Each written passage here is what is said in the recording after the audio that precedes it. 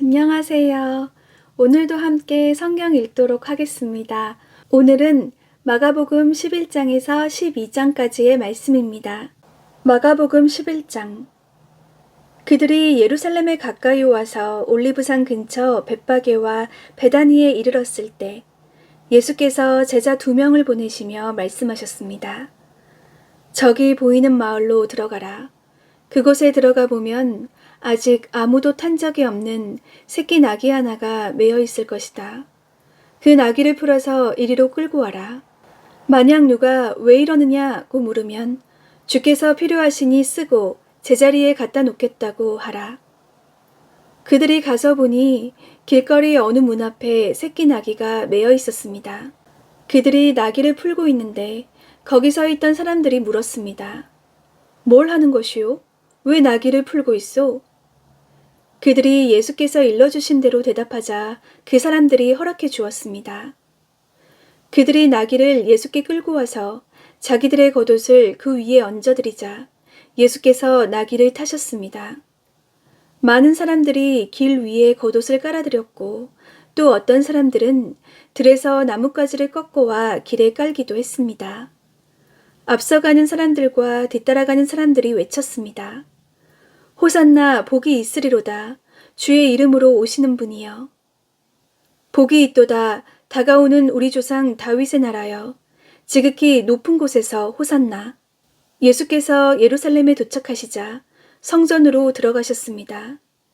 예수께서는 모든 것을 둘러보시고는 이미 날이 저물었으므로 12 제자들과 함께 베다니로 나가셨습니다. 이튿날 베다니를 떠나시려는데 예수께서 배가 고프셨습니다. 예수께서 멀리 잎이 무성한 무화과 나무를 보시고는 열매가 있을까 해서 가보셨습니다. 가까이 다가가 보시니 잎만 무성할 뿐 무화과 열매는 없었습니다. 무화과 철이 아니었기 때문입니다. 예수께서 그 나무에게 말씀하셨습니다. 이제부터 어느 누구도 내 열매를 따먹지 못할 것이다. 예수의 제자들도 이 말씀을 들었습니다. 예루살렘에 도착하시자마자 예수께서 성전으로 들어가 거기서 장사하던 사람들을 내쫓기 시작하셨습니다. 예수께서는 돈 바꿔주는 사람들의 상과 비둘기를 파는 사람들의 의자를 둘러 엎으셨습니다. 그리고 어느 누구라도 장사할 물건들을 들고 성전 안으로 지나다니지 못하게 하셨습니다. 그리고 예수께서 사람들을 가르치시며 말씀하셨습니다. 내 집은 모든 민족들이 기도하는 집이라 불릴 것이다 라고 성경에 기록되어 있지 않았느냐? 그런데 너희는 이곳을 강도의 소굴로 만들고 말았다. 이 말을 듣고 난 대제사장들과 율법학자들은 예수를 죽일 방도를 궁리하기 시작했습니다. 그들은 모든 사람들이 예수의 가르치심에 놀라는 것을 보고 예수를 두려워했던 것입니다. 저녁 때가 되자 예수와 제자들은 성 밖으로 나갔습니다. 이튿날 아침 예수와 제자들이 지나가다 뿌리째 말라버린 무화과 나무를 보았습니다. 베드로는 생각이 나서 예수께 말했습니다. 선생님 보십시오. 저주하셨던 무화과 나무가 말라버렸습니다. 예수께서 대답하셨습니다. 하나님을 믿어라. 내가 너희에게 진실로 말한다. 누구든지 저 산에게 들려서 바다에 빠져라 하고 마음에 의심하지 않고 말한 대로 될 줄 믿으면 그대로 이루어질 것이다. 그러므로 내가 너희에게 말한다. 무엇이든지 너희가 기도하고 간구하는 것은 이미 받은 줄로 믿으라. 그러면 너희에게 그대로 이루어질 것이다. 서서 기도할 때에 어떤 사람과 등진 일이 있다면 그 사람을 용서해 주라. 그러면 하늘에 계신 너희 아버지께서도 너희 죄를 용서해 주실 것이다. 그들이 다시 예루살렘으로 들어갔습니다. 예수께서 성전을 거닐고 계시는데 대제사장들과 율법학자들과 장로들이 다가와서 물었습니다. 당신이 무슨 권세로 이런 일을 하는 것이오? 누가 이런 권세를 주었소? 예수께서 대답하셨습니다. 나도 한 가지 물어보겠다. 대답해보라. 그러면 내가 무슨 권세로 이런 일을 행하는지 말해주겠다. 요한의 세례가 하늘로부터 왔느냐, 사람으로부터 왔느냐, 말해보라. 그들은 자기들끼리 의논하며 말했습니다. 만약 우리가 하늘로부터 왔다라고 하면 저 사람이 그러면 왜 요한을 믿지 않았느냐라고 할 것이다. 그렇다고 해서 사람으로부터 왔다라고 할 수도 없지 않는가? 많은 사람들이 요한을 진정한 예언자로 믿고 있었기 때문에 그들은 백성들이 두려웠던 것입니다. 그래서 그들은 예수께 잘 모르겠소 라고 대답했습니다. 예수께서 말씀하셨습니다. 그렇다면 나도 무슨 권세로 이런 일을 하는지 너희에게 말하지 않겠다. 12장. 예수께서 그들에게 비유를 들어 말씀하기 시작하셨습니다. 어떤 사람이 포도원을 하나 만들어 울타리를 치고 땅을 파서 포도즙 짜는 틀 자리를 만들고 망대를 세웠다. 그러고는 어떤 농부들에게 포도원을 세주고 멀리 떠났다. 수확할 때가 되자 주인은 포도원에서 난 소출 가운데 얼마를 받아오라고 종을 농부들에게 보냈다.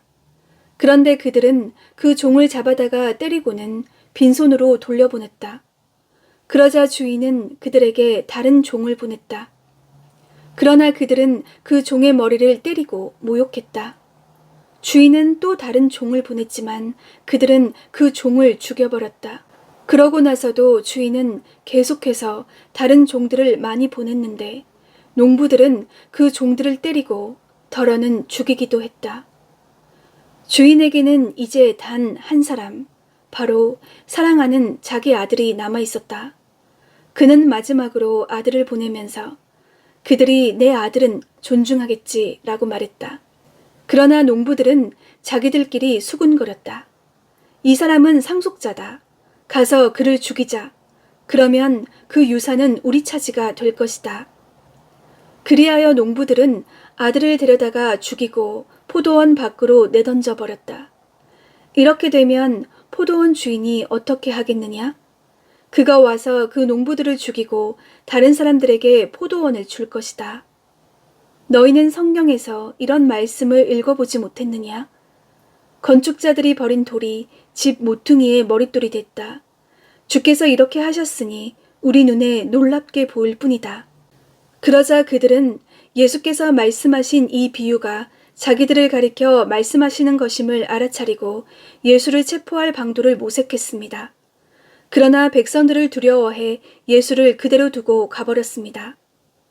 그들은 예수의 말씀을 트집 잡아 보려고 바리새파 사람들과 헤롯 당원들을 예수께로 보냈습니다.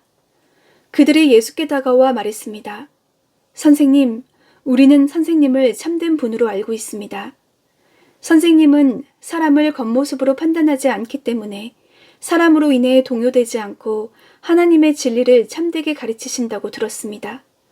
그런데 우리가 가이사에게 세금 내는 것이 옳습니까? 옳지 않습니까? 우리가 세금을 내야 합니까? 내지 말아야 합니까? 예수께서는 위선적인 그들의 속셈을 다 아시고 말씀하셨습니다. 왜 너희가 나를 시험하느냐? 데나리온 동전 하나를 가져와 내게 보이라. 그들이 동전 하나를 가져오자 예수께서 그들에게 물으셨습니다. 동전에 있는 얼굴과 새겨진 글자가 누구의 것이냐? 그들은 가이사의 것입니다 하고 대답했습니다. 그러자 예수께서 그들에게 말씀하셨습니다. 가이사의 것은 가이사에게 바치고 하나님의 것은 하나님께 바치라. 그들은 예수께 몹시 감탄했습니다. 부활이 없다고 주장하는 사두개파 사람들이 예수께 와서 물었습니다. 선생님, 모세가 우리를 위해 쓰기를 만약 형이 자식 없이 아내만 남겨놓고 죽으면 동생이 그 형수와 결혼해서 형의 대를 이을 자식을 낳아야 한다고 했습니다. 그런데 7 형제들이 있었습니다. 첫째가 결혼을 했는데 자식 없이 죽었습니다. 둘째가 그 형수와 결혼을 했는데 그도 역시 자식 없이 죽었습니다. 셋째도 마찬가지였습니다. 그렇게 7 형제 모두가 자식 없이 죽었고 결국 그 여자도 죽었습니다.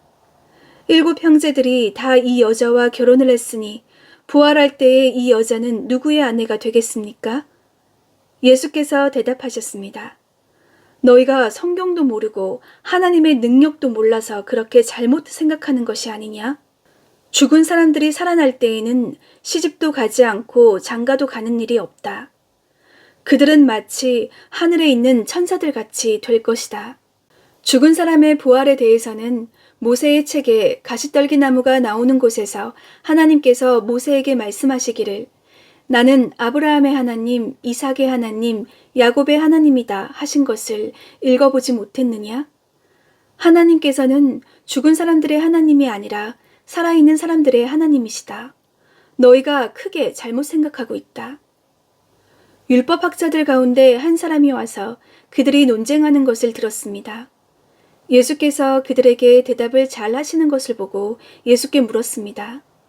모든 계명들 가운데 어떤 것이 가장 중요한 계명입니까? 예수께서 대답하셨습니다. 첫째로 중요한 계명은 이것이다. 이스라엘아 들으라. 주 우리 하나님은 오직 한 분이시다. 내 마음과 내 목숨과 내 뜻과 내 힘을 다해 주 내 하나님을 사랑하라 하는 것이고 두 번째로 중요한 계명은 이것이다. 내 이웃을 내 몸과 같이 사랑하라 하는 것이다. 이것보다 더 중요한 계명은 없다.